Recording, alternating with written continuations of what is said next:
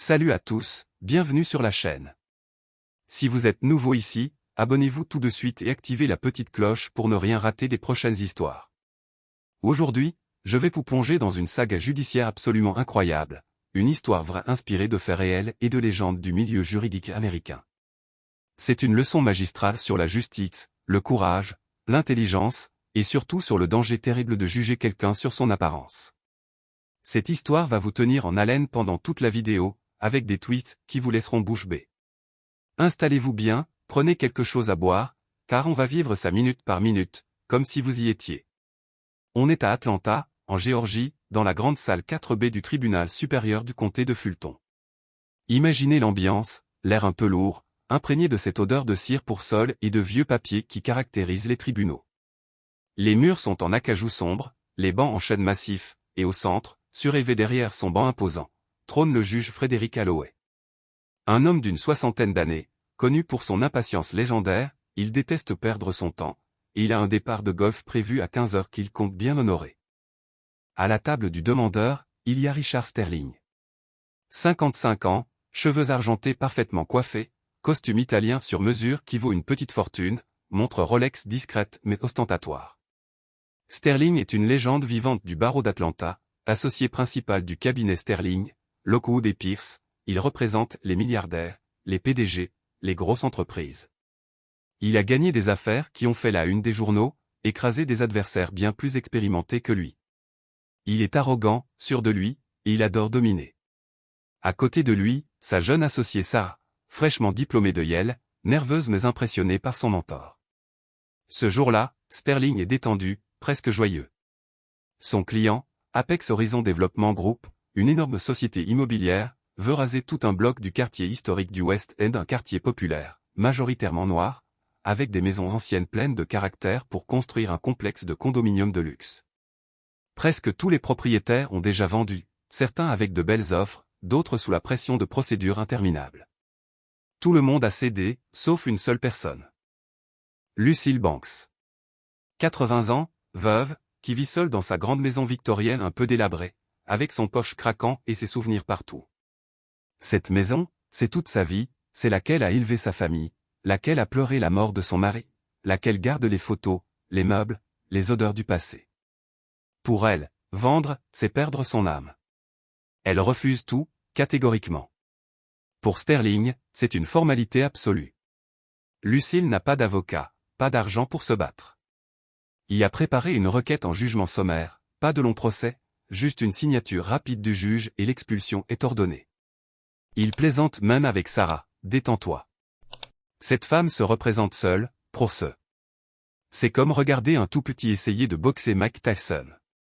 On aura fini avant midi, et on ira fêter ça avec un steak chez Chops. Le juge appelle l'affaire, Action civile 24 CV 908, Apex Horizon Développement contre Lucille Banks. La table de la défense est vide. Sterling sourit déjà, convaincu que la vieille dame a enfin compris et abandonné. Le juge marmonne, typique des gens comme elle. Si la défendresse n'est pas là, je statue en faveur du demandeur. Et là, les grandes doubles portes au fond de la salle s'ouvrent brutalement, avec un grincement qui résonne dans toute la pièce. Toutes les têtes se tournent lentement. On s'attend à voir une femme âgée, frêle, peut-être aidée d'une canne. Mais non. Ce qui descend l'allée centrale, c'est un jeune homme noir, mi-vingtaine, en jean délavé, basket Timberland éraflé par l'usage, et un sweat à capuche gris anthracite trop grand, la capuche à moitié relevée qui cache un peu ses yeux. Il marche calmement, les mains enfoncées dans les poches, avec une démarche souple, rythmée, presque décontractée. Il va droit vers la table de la défense, sans regarder personne. L'atmosphère change instantanément. La tension monte. Sterling fronce les sourcils, dégoûté. L'huissier, un colosse nommé Miller qui travaille là depuis 20 ans, se lève d'un bond et barre le passage. Et, fiston. Mauvaise salle. Les comparutions immédiates pour les délits, c'est en bas, en 2B. Ici c'est le civil. Le jeune homme ne s'arrête pas, ne répond pas. Il continue jusqu'à ce que Miller lui bloque vraiment le chemin. Le juge tape son marteau avec force. Jeune homme. Retirez immédiatement cette capuche dans mon tribunal et expliquez-vous avant que je vous fasse arrêter pour outrage à la cour. Le jeune homme s'arrête enfin. Il sort lentement les mains de ses poches padard, juste une pile de dossiers maintenus par un élastique et un vieux sac en cuir abîmé. Il rabat la capuche, révélant un visage fatigué, des cheveux courts, des yeux cernés comme s'il n'avait pas dormi depuis des jours, mais un regard déterminé, presque dur. « Je m'excuse pour la tenue, votre honneur, dit-il d'une voix calme, rauque mais claire. Mon costume est au pressing. Je n'ai pas été correctement notifié que l'audience avait été avancée de 2 heures. Sterling éclate d'un rire sonore, moqueur, c'est quoi cette blague? Votre honneur, c'est clairement une tactique dilatoire. Ce gamin n'a rien à faire ici.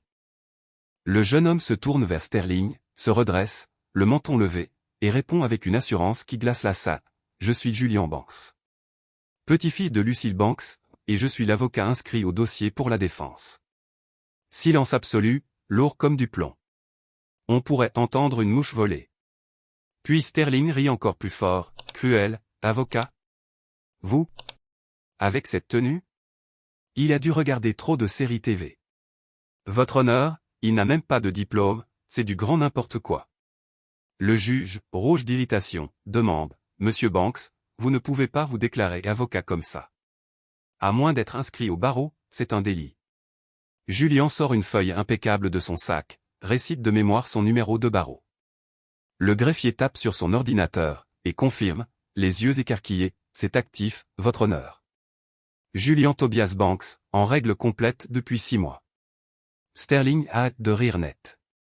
Le juge, déçu de ne pas pouvoir le faire expulser, accepte à contre-cœur, très bien, mais vous êtes mal habillé. Règle locale. Un pas de travers et vous êtes dehors. Julian s'assoit. Il a l'air petit derrière l'immense table en chêne. Sterling passe immédiatement à l'attaque. Il se lève, boutonné avec grâce, et explique son dossier d'une voix tonitruante. Selon lui, Lucille n'est pas propriétaire légal. La ville aurait vendu le terrain il y a des années à son client. Il demande un jugement rapide parce que la défense n'a rien déposé pour contester les faits. Règle technique implacable, pas de réponse dans les délais égale défaite automatique. Le juge hoche la tête, prêt à signer l'expulsion. Julian lève la main, calme comme jamais, attendez, votre honneur. Monsieur Sterling cite bien la règle pour le jugement rapide, mais il oublie une exception importante. Si l'autre partie a caché des preuves essentielles, le juge doit refuser. Et là, il pose le premier coup de maître, il sort un document et explique, le fonctionnaire municipal qui a signé la vente du terrain à Apex Horizon n'existe pas. C'est un faux. Voici l'affidavit officiel du greffe qui le prouve. Votre client n'a aucun titre valide. Ma grand-mère est la vraie propriétaire. La salle est sous le choc. Sterling hurle que c'est du mensonge, de la diffamation.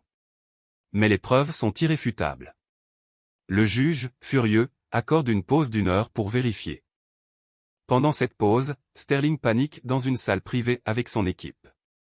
Il réalise que si c'est vrai, son client n'a rien, et lui-même risque des accusations graves de fraude sur le tribunal. Il appelle immédiatement un détective privé douteux, un ancien flic, démonter la vie de ce Julian Banks. Trouver tout, dette, scandale, n'importe quoi pour le discréditer devant le juge. Le lendemain, Sterling essaie de gagner du temps, de faire traîner. Julian reste imperturbable et demande au juge d'obliger Apex Horizon à déposer une caution de $100 000 pour protéger sa grand-mère du harcèlement continu. Le juge, impressionné par le calme de Julian, accepte. Sterling est humilié comme jamais, le grand avocat doit payer pour continuer à attaquer une veuve sans moyens. Après l'audience, Sterling tente le coup le plus désespéré. Il coince Julian dans un couloir désert et propose un deal secret. Voix basse, soyons réalistes, gamin. $500 000 pour votre grand-mère, le double de la valeur réelle de cette ruine et $50 000 cash pour vous, sous la table. Tout le monde a un prix. Achetez-vous un vrai costume, louez un bureau, et arrêtez de jouer les héros de quartier. Julian écoute, sourit calmement, puis sort son téléphone. En Géorgie, une conversation peut être enregistrée si une seule personne y consent. C'était moi. Tentative de corruption enregistrée. Sterling pâlit. Il vient de se piéger tout seul. Pendant ce temps, le détective finit par découvrir la vérité sur Julian. Ce n'est pas un simple jeune avocat chanceux. Julian a été major de sa promotion à Columbia Law, l'une des meilleures facultés de droit du monde. Il a refusé toutes les offres des plus grands cabinets de New York, avec des salaires de départ à plus de 200 000 $ par an. Pendant 2 ans, il a disparu, pour être formé en secret par le juge légendaire Joseph Marshall, un ancien de la Cour suprême connu comme le « Grand Dissident », un génie absolu de la justice. Marshall ne prenait qu'un protégé tous les 5 ans, des prodiges qu'on appelait les « fantômes de Marshall », des avocats entraînés non seulement à plaider, mais à démonter les systèmes corrompus de l'intérieur. Le sweat, la tenue décontractée. Tout était calculé. Julian voulait que Sterling le sous-estime, qu'il baisse sa garde, qu'il devienne arrogant et commette des erreurs fatales. Sterling, complètement acculé, passe au plan le plus sale imaginable. Il contacte un inspecteur corrompu de la ville et lui donne 5 000 $ pour saboter la maison de Lucille pendant la nuit, créer une fausse fuite de gaz grave, juste assez pour que la ville condamne la maison d'urgence comme inhabitable et expulse la grand-mère sans passer par le tribunal. Ce qu'il ignore totalement, Julian a placé un micro directionnel haute technologie et a tout entendu. Il prévient immédiatement sa grand-mère de passer la nuit chez une tante, alerte une détective de confiance de la police d'Atlanta, et organise un piège parfait avec projecteurs, caméras et policiers en embuscade. À 2 heures du matin, l'inspecteur arrive, sabot en main. Il trafique la vanne de gaz, et soudain, les projecteurs s'allument. Il est encerclé, filmé, arrêté en flagrant délit. Il avoue tout de suite, c'est Richard Sterling qui m'a payé. Vendredi matin, jour du verdict final. La salle 4B est bondée comme jamais, la rumeur a explosé dans tout Atlanta. Avocats, étudiants en droit, journalistes, tout le monde veut voir le duel entre le « gamin en sweat » et le roi du barreau. Julian arrive cette fois en costume 3 pièces bleu marine impeccable, chemise blanche éclatante, cravate rouge profond. Il n'a plus l'air d'un jeune du quartier. Il a l'air d'un prédateur.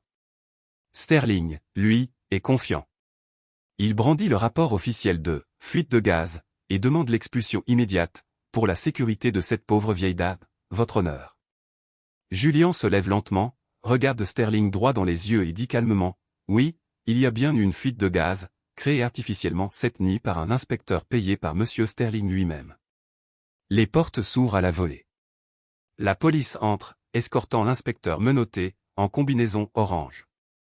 La salle retient son souffle. L'inspecteur, tremblant, avoue tout devant le juge, « Sterling m'a payé pour saboter la maison. Il voulait que la vieille dame soit expulsée avant aujourd'hui. » Puis Julian connecte son téléphone au système de la salle et diffuse les enregistrements, d'abord la tentative de corruption dans le couloir, avec la voix arrogante de Sterling, « Tout le monde a un prix, gamin. » Ensuite l'ordre de sabotage, brûler la maison s'il le faut, au sens figuré. Le juge Frédéric Holloway devient écarlate. Il se lève, tape son marteau si fort que ça ressemble à un coup de tonnerre, en 20 ans sur ce banc, je n'ai jamais vu un abus aussi scandaleux, aussi répugnant du système judiciaire. Monsieur Sterling, vous avez tenté de frauder cette cour, de corrompre un avocat, et de commettre un crime contre une femme âgée. Il ordonne immédiatement l'arrestation de Sterling pour outrage criminel. Les menottes claquent. Devant toute la salle médusée. Sterling, le grand avocat en costume hors de prix, est traîné hors du tribunal comme un criminel ordinaire. La chute est totale. Son cabinet le vire dans l'heure. Il écope de 8 ans de prison fédérale, perd son droit d'exercer à vie. Apex Horizon, terrifié par le scandale qui explose dans les médias nationaux, abandonne complètement le projet et fait don de tous les terrains à la ville pour créer le parc communautaire Lucille Banks, un espace vert pour le quartier. Julian, lui, refuse toute gloire. Pas d'interview, pas d'offre des grands cabinets. Il rentre chez lui, dans le West End, et ouvre une petite clinique juridique gratuite dans un local rénové. Un endroit simple, avec des chaises dépareillées, où il aide gratuitement les gens ordinaires, les familles menacées d'expulsion, les voisins harcelés par les puissants. Un jour, une jeune femme entre, terrifiée, avec des papiers d'expulsion dans les mains et un enfant par la main. Elle ressemble trait pour trait à ce que sa mère était il y a 20 ans. Julian lui sourit doucement, « Asseyez-vous. Je m'appelle Julian. Racontez-moi votre histoire. » Des années plus tard, dans les barbershops, les églises et les rues du West End, on raconte encore cette légende, le jour où un jeune homme en sweat à capuche est entré dans un tribunal chic et a prouvé que la vraie force ne vient pas de l'argent, du costume ou du pouvoir, mais de l'intelligence, du courage, de l'intégrité, et d'un cœur qui refuse l'injustice.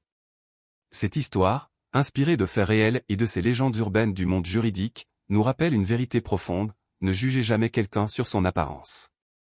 Le système peut sembler truqué contre les petits, mais une seule personne déterminée, avec la vérité de son côté, peut tout renverser.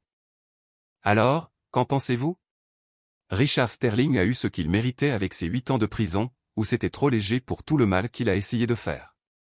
Dites-le moi dans les commentaires, je lis absolument tout. Si cette histoire vous a scotché, likez, abonnez-vous, activez la cloche pour ne pas rater la prochaine saga.